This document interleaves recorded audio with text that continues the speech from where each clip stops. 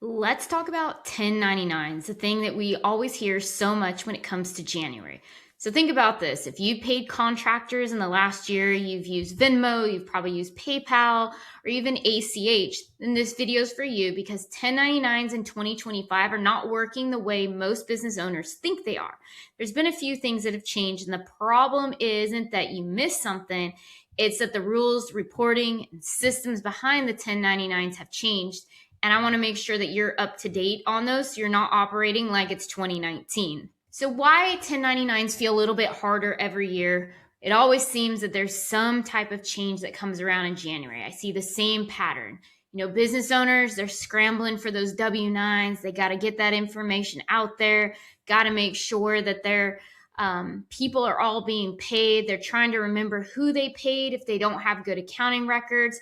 They're trying to fix vendor records maybe after the fact, get the correct data in there, and wondering why something that feels simple turns into chaos. And the reason isn't just the tax rules, it's that the businesses grow faster than their processes. And a lot of times 1099s expose that gap. So let's talk about what's changed for 2025 as you're processing these 1099s in January of 2026. So one of the biggest drivers of confusion right now is the One Big Beautiful Bill.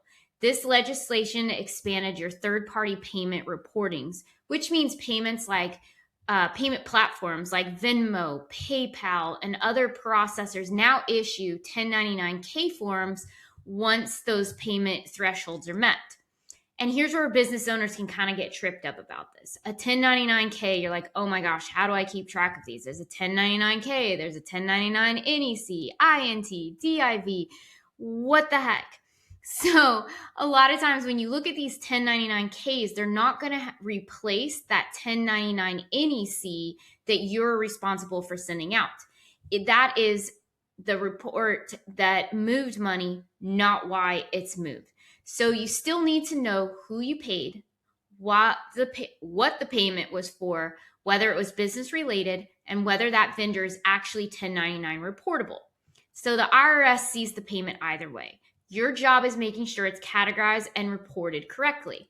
And that comes through your handy dandy W-9 form that you have all of your contractors and vendors fill out so you know how their business is set up. Are they just an LLC? Are they an S Corp, a corporation? Those will determine if you need to send them a 1099. So let's talk about Venmo and payment apps because I see these all the time with my clients, and that's where a lot of assumptions are, a lot of confusion is. So this is where I probably see the most incorrect assumptions about how it works. You see tons of folks online saying, yeah, you need to send this. No, you don't. It does it all. So ignore probably a lot of those because they're not telling you the right information. But here's the thing. If you pay a contractor through Venmo, through PayPal, your bank, bill pay, the payment method does not determine the 1099 responsibility. So the nature of the payment does. So payment platforms can issue a 1099K. That goes back to your PayPals, your Venmos, any other type of platform service that you may use. However, you still need to issue a 1099 NEC. And mismatches between those forms are exactly what triggers IRS notices. So hey, we paid through Venmo, so we're covered, right? Yeah, that's not the safe strategy to go by. That's where you need to make sure that you're issuing your 1099s to everybody that you paid via Venmo when it's business related. It's not when, hey, you loaned your mom $50 or you covered your brother's bill at the grocery store and he's sending you money back. That has nothing to do with it. We're looking at business related only to make sure that you are covered for that part of it and sending 1099s out to those folks. I don't know if it's the biggest pet peeve, but I hate Venmo when it's used in a business setting. It's great when you're first getting started, but it's very difficult because that traceability is not necessarily there. It makes it harder for your bookkeepers, who's ever balancing your books, to really see into what is going on with a Venmo. So I always tell folks, hey, move away from that, go on to either paying through an ACH with a bill, there's an invoice tied to it, or using something like Gusto to be able to pay all your contractors that way. It will just save you a lot of time in the long run, because now you'll have a process around how your 1099s are collected and also how people will receive them. So tools alone aren't enough. This is where systems really matter when it comes to 1099s. So there's tools like Track 1099 that can be incredibly helpful for filing and e-filing your 1099s, but only if the data feeding them is clean. I know a lot of people have looked into QuickBooks 1099. I personally find it very cumbersome. No, it doesn't necessarily work well for you trying to make things easy and just click a button and go. I think it makes it way harder than what it is. And so there's other software out there that really specializes in getting these 1099s filed, and it's well worth it. A lot of times it's even cheaper than using the ones that are built into QuickBooks. But here's the thing, software still doesn't fix the missing W-9s, incorrect vendor setup, a poor contractor classification, or inconsistent payment tracking. That still comes down to how are they set up correctly in your accounting system, and making sure that all of that data is in one place so you can easily double check it at the end of the year. The goal isn't just to file 1099s. The goal is to start trusting what you're filing. And so this comes back to where are you collecting your W-9s? If you are using a software like Gusto to pay out your contractors, in order to get them set up, they send a W-9 out to that contractor who fills it out electronically. It gets saved into their solution. And as you're paying at the end of the year, you get a report, hey, I paid Taylor Company, $30,000, done. It's going to send those out. You just confirm with your contractor, is all of your information mailing, your mailing information correct? The setup of your company from when you originally gave this to me? Yes, awesome. And then you can start processing that. And so that's going to be the biggest goal in having those 1099 systems created, is you want to make this system go faster for you, be more accurate, and less cumbersome. What the IRS is watching more closely now is, on top of payment reporting charges, the IRS is tightening accuracy and matching. So the names, the EINs, the classifications, and totals need to align, or notices could potentially come out to you to say, hey, there was a misalignment when this was filed compared to what the actual contractor could have filed, or vice versa. So electronic filing is now standard. So once you hit the filing threshold, and the contractor versus employee classification might be under some scrutiny, especially for growing businesses that rely heavily on contractors.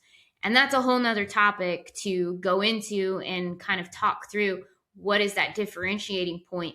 But make sure that you really have it in place of, is this an employee or is this a contractor, so that those lines aren't blurred and you're issuing the right document at the end of the year for taxes. The real issue most people miss, and here's the part that business owners don't always realize, is that 1099s are rarely tax problems. They're a lot of times system problems. If your W-9s aren't collected before the first payment, vendors aren't set up correctly in your accounting system, payments aren't tracked consistently, January then turns into a cleanup project instead of just a filing task to get all these 1099s done. A lot of times I tell my clients, if you hire a new contractor through the year, make sure that W-9 is collected before the first payment is ever sent. This makes it a lot easier when we come to that year-end part, and it's not, oh my gosh, we have five vendors we don't have W-9s for. We got to hurry and get this done. Deadline to send these out is 31st. It just makes things very, very chaotic. And we are trying to alleviate that from having our clients chase down their own contractors to get the information for us. So what business owners should be doing now is, every business paying contractors should be able to answer these questions confidently. Do you collect 1099s before paying anybody first? Yes or no? are vendors clearly marked as 1099 eligible in your system? And that is depending on which software you use, it's going in and usually putting a check mark next to that vendor's information so that you can pull a report at the end of the year to see who are all the people that I'm paying. Next is, do you understand which payments fall under 1099 NEC versus third party reporting? So knowing which ones fall into those categories versus, the INT, the dividend, like all of these. Again, you more than likely have an accounting team or you're relying on your CPA to get this done for you. But these are just good things for you to know if you're trying to do this on your own. And lastly, how could we export clean data today into a tool like 1099 without scrambling at the end of the year? If you answered no to any of these questions, that's not a failure. It's a signal that your systems need some attention. And that's okay. It's a great time to kind of understand what you have going on and how you can prepare for 2026 by implementing those systems today. So this is exactly the kind of work I help growing businesses clean up, not just filling forms, but building systems that make compliance easier and growth sustainable. So if you're paying contractors and want clarity instead of chaos, make sure to click the link in my bio or reach out, send me a DM. Happy to help you talk through questions around this of just maybe how your systems need to be set up. And here's the thing, you want to be able to move into better alignment for 2026. So as you go into 2027 of January, it's going to be a lot easier to get those 26 1099s filed.